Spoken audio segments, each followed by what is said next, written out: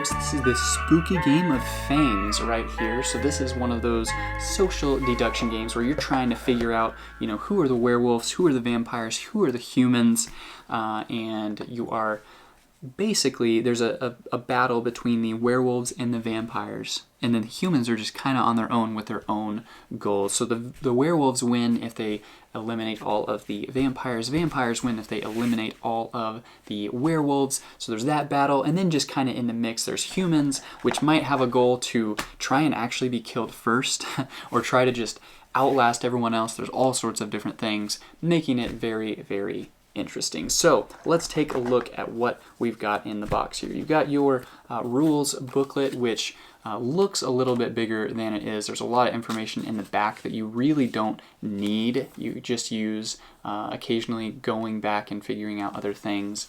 But most of this you can figure out pretty quickly, and I'll try and walk you through the basics of it. So you've got this health tracker right here, and so as you're playing the game, this is 0 up to 14. You don't know how much health someone has, and so you can use this to kind of deduce what other people have. Is that a word? I don't know if that's a word or not. Deduct. Deduct what other people have, and so 8 right here, there's only one character. Each of these are indicating different characters. The yellow are humans, the pink are vampires, and the green, blue are werewolves. And so if someone passes 8, you know that they're not this human right here. And so it kind of helps you to track some different things like that. And you don't know when they would end up dying. You don't know how much health they have. So if someone gets to that level, then they might just flip over their card and say, yeah, I'm dead. So you've got those cards. You have these location cards, which you set out in a circle. And so you're going to be rolling dice that are going to move you around to these different places. And each one gives you a different little unique ability. So some of them you can move trackers up and down. You can move someone else up. You can move yourself down. Other ones give you cards, and others you can steal cards from other players. And then you've got all of the character cards. There are 20 of these, and so there's a lot of different options. There's some in the box here. There's a lot of different options of how to, play, and different options of people to play with. And so you definitely don't know how many you have of which.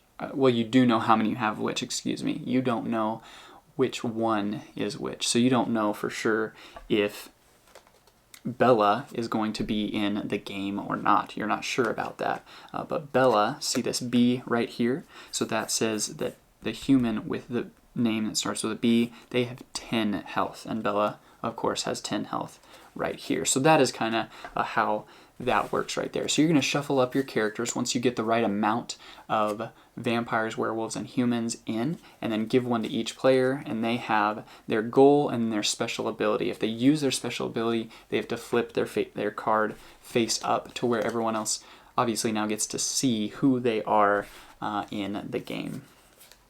And then everyone is going to also grab one of these cards that just helps to remember what color they are, which is a nice thing. And on the back, it tells you your turn overview, how that works. And then you have the 3 different kinds of cards here that you get to pull from where you land on different spaces. And so each one of these help you in different ways. This one kind of helps you. These are equipment cards or event cards that help you attack other people, different things like that in different ways. These cards help you figure out how to figure out who is who. And so this card right here, you can ask another player, are you a human or werewolf? So you secretly give this to someone and they just say yes or no. No one knows what you're asking them. And give one of the equipment cards to the person whose turn it is. If you don't have one, you receive 1 damage point. And so it's just an interesting, unique little way to figure out who people are and try and figure out who's on your team. Why would they maybe attack that person and not this person? What are they thinking? So you've got your dice right here, and then those other pieces to keep track of where people are on the board and then where people are as far as health goes. So this is a game that I think is a really, really fun idea. I think depending on who you are, you may or may not like the theme. My wife really doesn't like the theme. It's a little dark for her tastes. You know, you got right on the box here, you got a vampire chewing on this guy, and so I think it's a game that definitely can be really, really enjoyable with the right group. So hopefully that gives you guys just a quick touch and a taste of Fangs, what this game is, what it does, and why it may or may not be right for you. Thanks.